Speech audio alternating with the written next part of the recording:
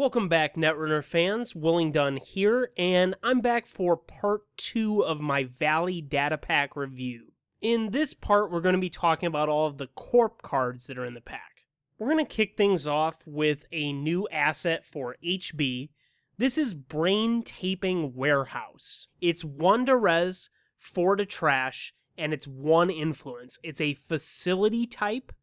The res cost of Bioroid Ice is lowered by 1 for each unspent click the runner has. Well, if you've listened to my data pack reviews before, you know I'm a big fan of HB Stronger Together and just generally the idea of using Bioroids.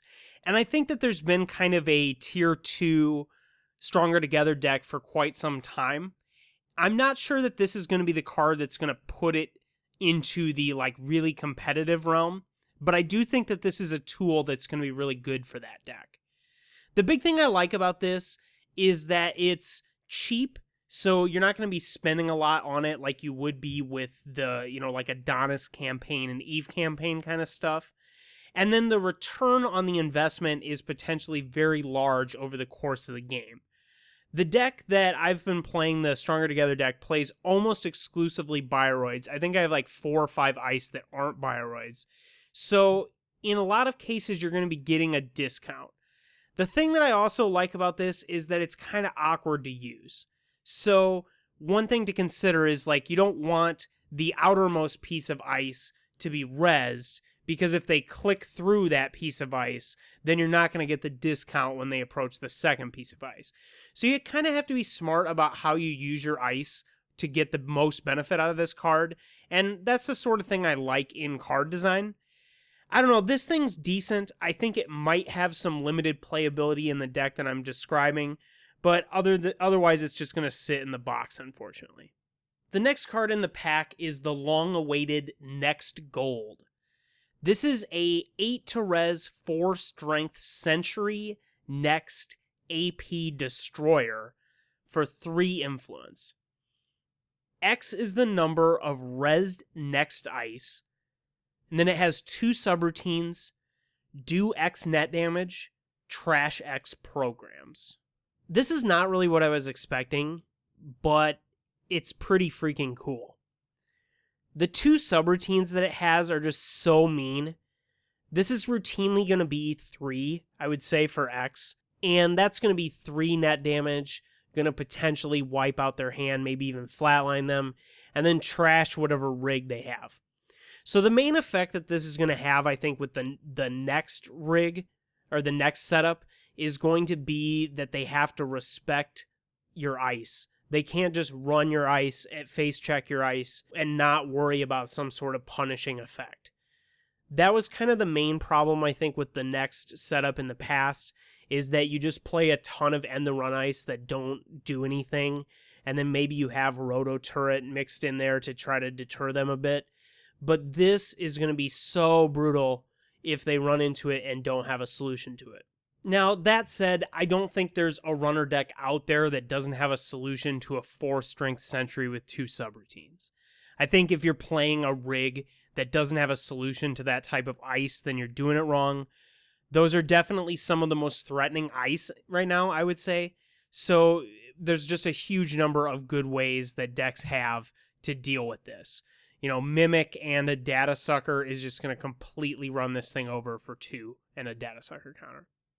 So one thing I kind of like is that in that way, this is actually easier to break in the late game, whereas the other 2, the smaller next ice, actually get stronger later in the game. I think with the X, it saturates very quickly. If it's 2, it's going to be really, really strong. I don't know if there's that much of a difference between 2 and 4, right? I mean, 4 might actually in the game, but 2 might do enough damage that the game's basically over anyway. So I think that it's kind of interesting that this thing kind of has that more immediate payoff and then gets weaker later in the game, whereas the other ice gets stronger and a little more expensive to deal with over time. Well, this pack is just built to make me excited, because the next card is a Jinteki ID.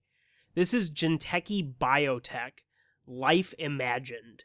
It's a division type, 45-15 like normal. Before taking your first turn, you may swap this card with any other copy of Biotech, and I'll explain why that matters in a second. And then it has triple click, flip this identity. Now there are 3 different copies of this card in the pack, and each of them has a different back. So we have 3 different backs to choose from. We get to choose one of those before taking our first turn at the beginning of the game. So we're going to get to like mulligan and do all that kind of stuff first, and then we're going to pick one of these 3. First is the brewery. When you flip this identity, do 2 net damage. Then we have the greenhouse. When you flip this identity, place 4 advancement tokens on a card that can be advanced. And then the last one is the tank. When you flip this identity, shuffle archives into R&D. Well, I don't exactly know what to do with this ID, but the person that figures out what to do with this ID is going to have a very cool deck at the end of it. I really like the versatility of this flip thing, and I really hope that they continue to do this in the future. I think probably we've all noticed that when there's an ID in the pack, we get 3 copies of it, and there's just nothing to do with the other 2 copies unless, we happen to build 2 decks of the same ID. I don't know if I've ever done that. This is a way to use the backs of those cards and to do a kind of interesting thing. I really like this. You're going to be able to pick after you know what ID your opponent's playing, after you've decided your hand. You're going to get a bunch of information and then get to choose. It seems to me like you're going to want to build a deck that can flatline the runner, but also has like a fast advance sort of scoring plan. It seems to me like Biotic Labor is the best thing you can do with the greenhouse ability, which is the 4 advancement tokens thing. Unless you could somehow get a deck that could pretty easily like put an agenda in play, pass the turn without advancing it, and then score at the next turn with this. You'd be able to score like Nisei Mark II or something like that. That'd be really good. Maybe Medical Breakthrough. But then the ability to do 2 damage, that seems like it could be pretty cool if you had a flatline component to the same deck. So if you had a way to flatline certain runners easier, like if they weren't playing I've Had Worse or something like that, you could, use the brewery instead of the greenhouse and use that as kind of your plan A. The tank, that ability seems okay. I don't think it's really that good. I like that effect, but I think that it doesn't synergize all that well with the other 2. I think it's going to be hard to build a deck that can really capitalize on all 3 of these, and I think the tank is probably the one you're going to give up on the easiest. The flip thing is kind of a gimmick, but I'm buying it for now, and I hope that we see more of these flip IDs for the other factions in the future.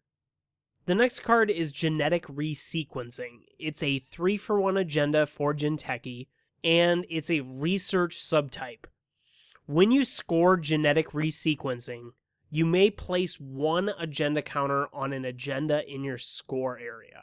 Well, there aren't a lot of things to do as Jinteki with agenda counters on agendas that you've scored, but the ones that we have are all pretty good.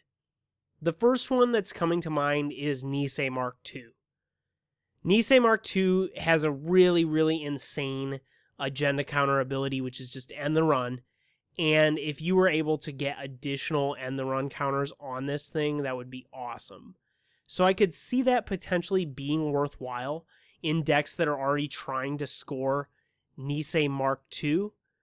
For now, the only deck I'm aware of that tries to score Nisei Mark II is like RP Glacier, and I don't really think that they're going to want to play this.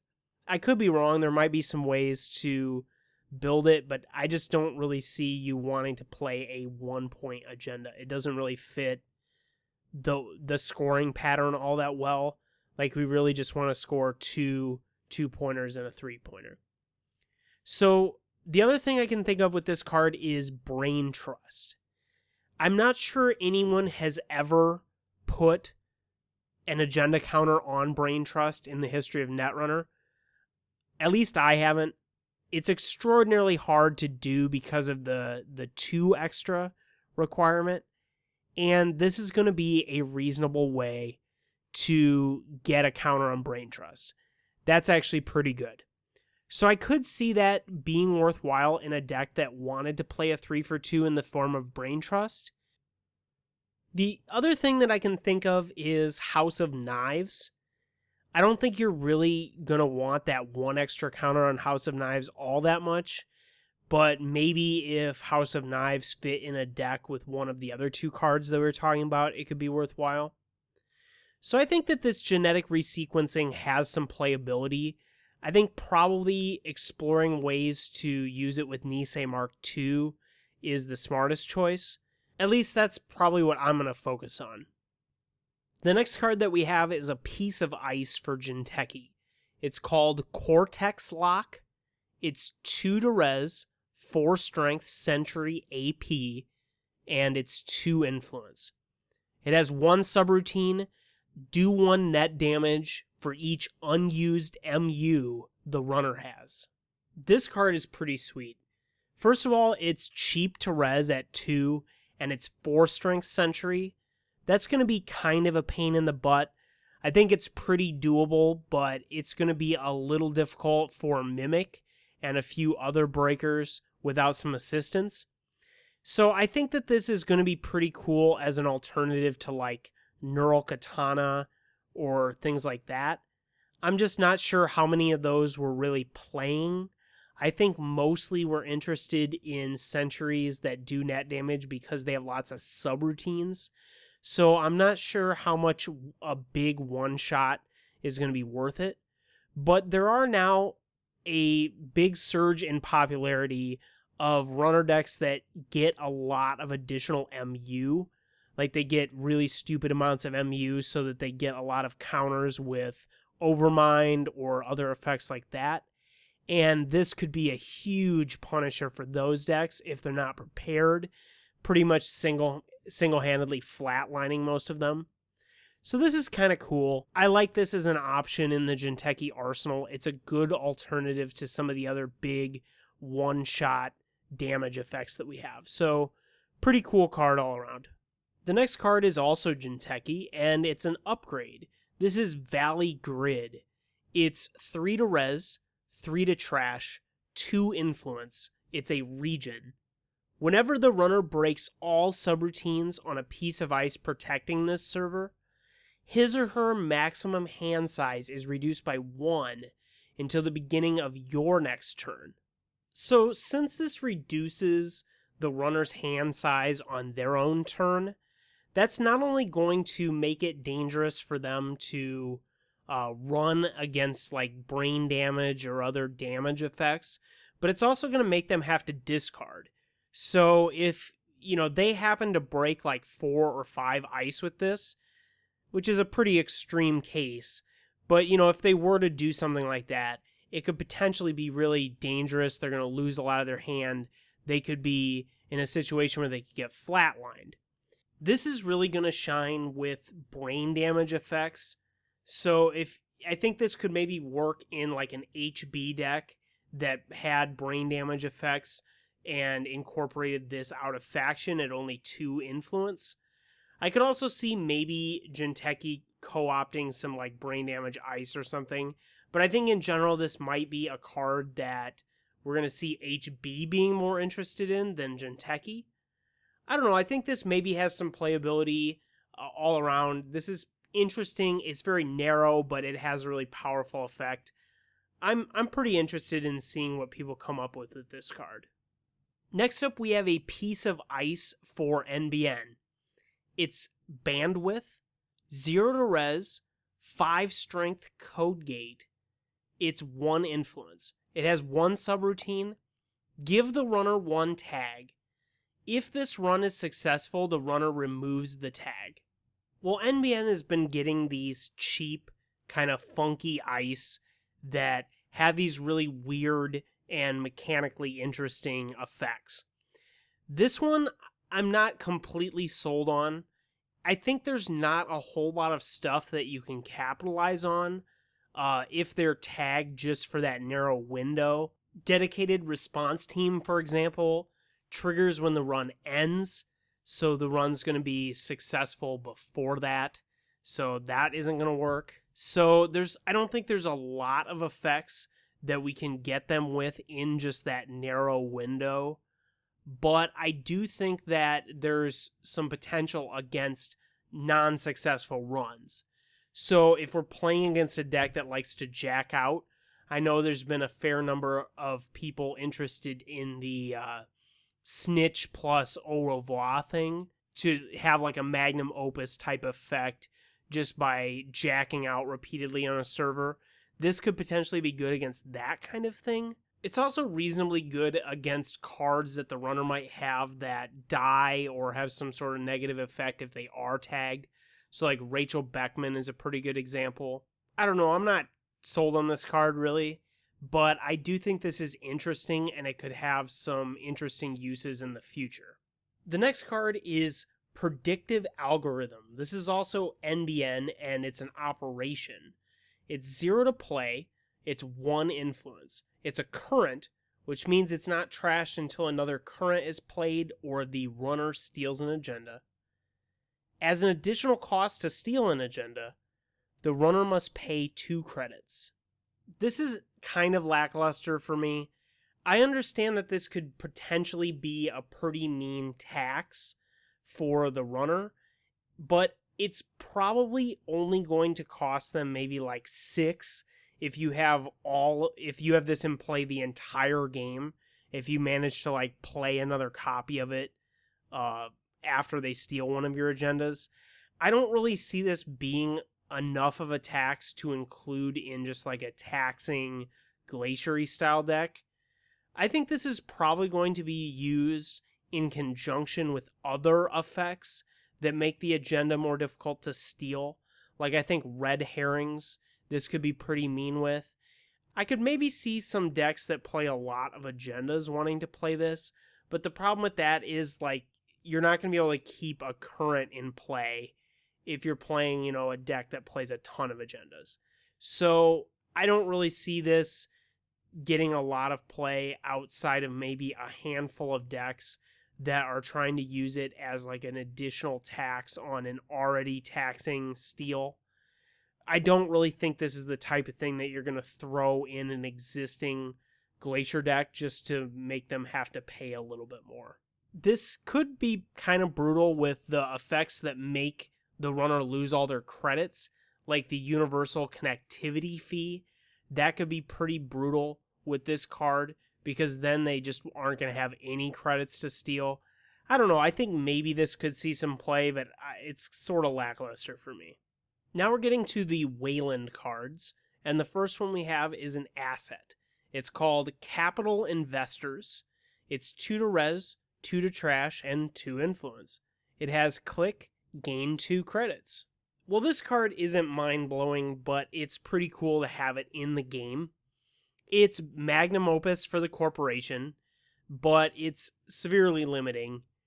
The 2 trash cost, I think, is the biggest argument against playing this thing in a lot of decks. That's going to be kind of a liability on R&D and in HQ, and if this is really netting you a lot, they're probably just going to be able to trash it if you're not playing a deck that has like a big dedicated scoring remote. So I could see maybe this being okay in like that kind of deck, in like a big Glaciary kind of deck that you're going to put this in your scoring server, use it a whole bunch, and then just install over it when you're going to score. I don't know, this I think I like that this exists in the game, but I'm not just immediately seeing this as being like an incredible economy option for any particular Corp deck. I think it's probably just going to be within Wayland for the most part. Maybe some Wayland Glaciary styles will want to try this because it's just an in-faction way to generate some good credits. I don't think this is anywhere near as strong as Magnum Opus for a huge variety of reasons. So I don't know. I think this is a good card to have in the card pool, but it's not knocking my socks off. Next, we have a Wayland piece of ice. This is Negotiator. It's 4 to res, 3 strength sentry, destroyer, 2 influence. The runner can pay 2 credits to break any subroutine on Negotiator. That's pretty cool. And it has 2 subroutines. The Corp gains 2 and trash 1 program. This thing is cool. I do feel like it's competing in some ways with Caduceus, which I think in a lot of ways is just better as long as the trace thing isn't like something that they can very easily overcome. Like, against Andy, it's a little weaker. So maybe we could be playing this instead. I think they're fairly comparable because in both cases, it's a matter of they can pay enough credits to get through. And then once they have a breaker, it's always just going to be 2 to get through. The way I'm looking at this in the no breaker situation is kind of like it's going to be like a pop-up sort of thing where they're going to pay 2 to deal with the second sub, and then they're just going to let the first sub go off. So this maybe works as like a taxing sort of ice. It does have pretty good stats. 4 to res for a 3-strength sentry seems okay. I don't know, this isn't blowing me away, but I do like the idea of just having more kind of lower cost playable ice for Wayland. The last card that we have is neutral. It is Tech Startup. This is 0 to play, it's 1 to trash, it's an asset. When your turn begins, you may trash Tech Startup. If you do, search R&D for an asset, reveal it, and install it. Then shuffle R&D. Well, this card has some similarity to Executive Boot Camp, but I think it sort of has some advantages. First of all, it's not Wayland, so if you're just looking to play it in a non-Wayland faction, you're not going to have to spend influence. Basically, what we're going to be able to do with this is go find some one-of bomb asset in our deck. So I think we're mainly going to be looking at executives, maybe like Director Haas, or maybe something like Eliza's Toy Box, or some of these like huge assets that have some really like narrow effect that you want at a specific time in the game. I think the Toy Box could potentially be pretty decent for Blue Sun, since they play like Curtain Wall and a bunch of giant ice that's expensive to res. And I think that the Director Haas could potentially be pretty good for HB, because if they could protect it behind a bunch of really strong ice, they're going to basically get Biotic Labor every turn. That's going to make it really easy to score 3 for 2s out of hand. So I see this card as having some limited playability. The 1 trash cost is certainly a huge downside, and I've talked in the past about how much I hate low trash cost cards, because there's such a liability in R&D and HQ, especially early in the game where you can't keep the runner out as easily. So, I don't know, I think this card is decent and it has some playability as the tutor for some bomb assets. It's hard to say exactly what people will be using this for, and this is the type of card where it's just going to get better throughout the course of the game's history, because there's just going to be more bomb assets released that you're going to consider using this card for. Well, that's going to do it for my Valley Data Pack review. This is a good start to the Sansan cycle, and I was really happy with this pack. I really like how limited and difficult to use a lot of the things that we're getting in the pack are, but they're also really powerful when you do get their thing to work. The genetic stuff is going to be really interesting to see how it plays out.